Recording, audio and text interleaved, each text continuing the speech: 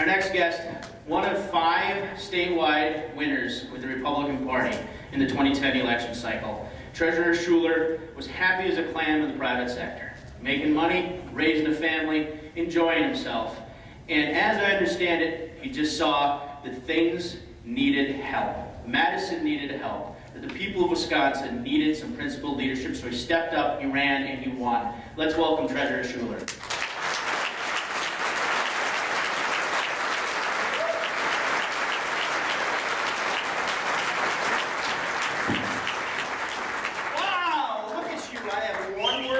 Turnout.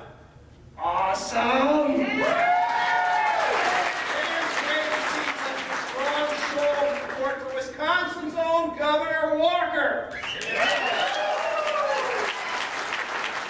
We are in a critical time not only for our state, but for our nation as well. As you know, Wisconsin's ground zero for the conservative movement, and I firmly believe, as Wisconsin goes, so goes the nation.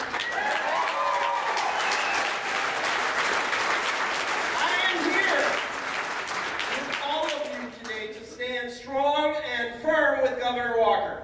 And also to tell you, got good news, got bad news. We'll start with the bad. You remember Ronald Reagan, right? Yeah. He reminded us 30 years ago, freedom is never free. It's always one generation from extinction. That's right. My fellow Wisconsinites, this is that generation. The good news, we have the leadership and the courage of Governor Walker to help us turn the tide of back to life, liberty, pursuit of happiness, and individual responsibility.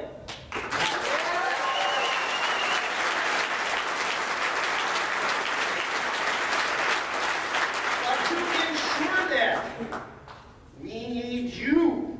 We need your time. We need your friends. We need your family. We need your treasure. We need your support.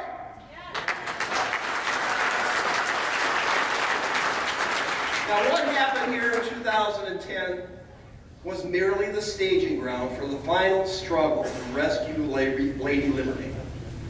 The chaos that followed the common sense changes made by Governor Scott Walker puzzled me at first. But then I was at a talk at the Heartland Institute where I heard a speaker refer to a political theory called the tyranny of the status quo. In a nutshell, that theory purports that in our country we debate sometimes for short periods of time, sometimes, as in Medicare, for 2 or 3 years. But once a law is set into place, sometimes there's a tendency for them to become status quo, and we never revisit them. That, in a nutshell, is the tyranny of the status quo. Now, the tyranny of the status quo in Wisconsin was the entrenched public and school unions. Governor Walker did what no governor that I have ever known. He took on the tyranny of the status quo and he toppled it.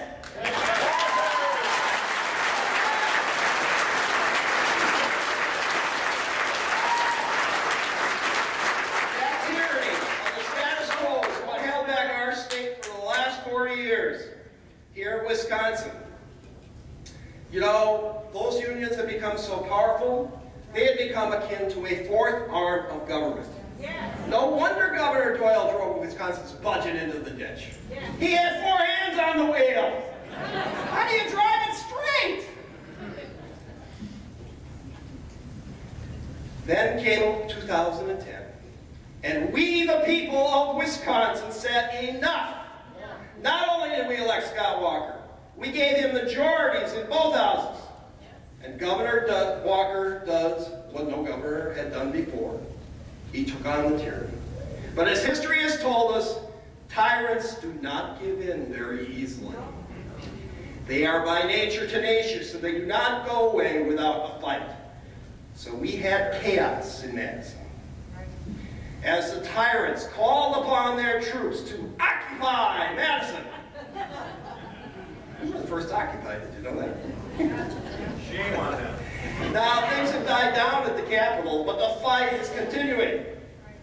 Even though we erased the $3.5 billion budget deficit, even though we've laid off no employees or teachers, even though no schools have had to cut programs or increase class sizes, even though for the first time in 15 years, property taxes went down.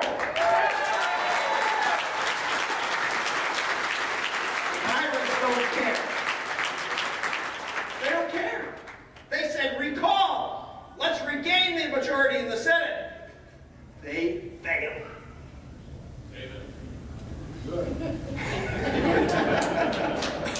Now the tyrant says, recall Scott Walker. And a small but vocal minority, with their by any means tactic, have been on full display to the people of Wisconsin. The multiple instances of intimidation, the attack upon our governor's children, the threats to a teacher whose only offense was to disagree with them. This minority has no moral sentiment. They do not care about the middle class, and they will do anything to win back control of our state for their generous masters. This is why we need you now more than ever. Scott Walker stood up for us. It's time for us to stand up for him. Thank you.